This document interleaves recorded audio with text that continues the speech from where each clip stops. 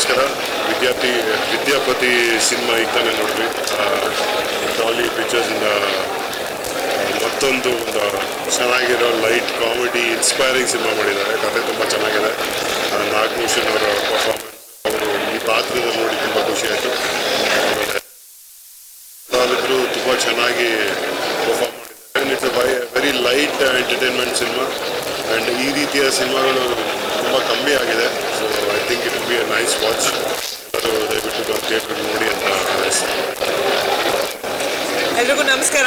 Vidyapati cinema ತುಂಬ entertaining ಆಗಿದೆ ಅಂತ ಹೇಳೋಕ್ಕೆ ಇಷ್ಟಪಡ್ತೀನಿ.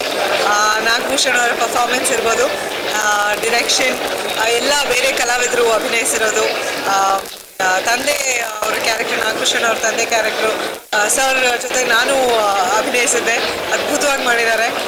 ತುಂಬ ಖುಷಿಯಾಗೋ ವಿಷಯ ಏನು ಅಂದರೆ, ನಮ್ಮ ಧನು ಅವರು ಮತ್ತೊಮ್ಮೆ ಒಂದು ಒಳ್ಳೆ ಸಿನಿಮಾ, ಒಳ್ಳೆ ಟ್ಯಾಲೆಂಟ್ಗಳನ್ನ ಸಪೋರ್ಟ್ ಮಾಡೋಕ್ಕೆ ಒಂದು ಸಿನಿಮಾನ ಪ್ರೊಡ್ಯೂಸ್ ಮಾಡಿದ್ದಾರೆ. ಸಮ್ಮರ್ ಹಾಲಿಡೇಸ್ಗೆ ಒಂದು ಒಳ್ಳೆ ಎಂಟರ್ಟೈನಿಂಗ್ ಸಿನಿಮಾ ಆಗುತ್ತೆ. ಹಾಗೆ ಒಂದು ವೆರಿ ಸ್ವೀಟ್ ಮೆಸೇಜ್ ಕೂಡ ಇದೆ.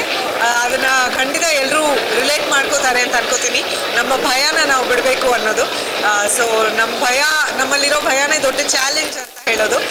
ಬಂದು ನೋಡಿ ಖಂಡಿತ ಎಂಜಾಯ್ ಮಾಡ್ತೀರಾ ಅಂತ ಹೇಳ್ತೀನಿ.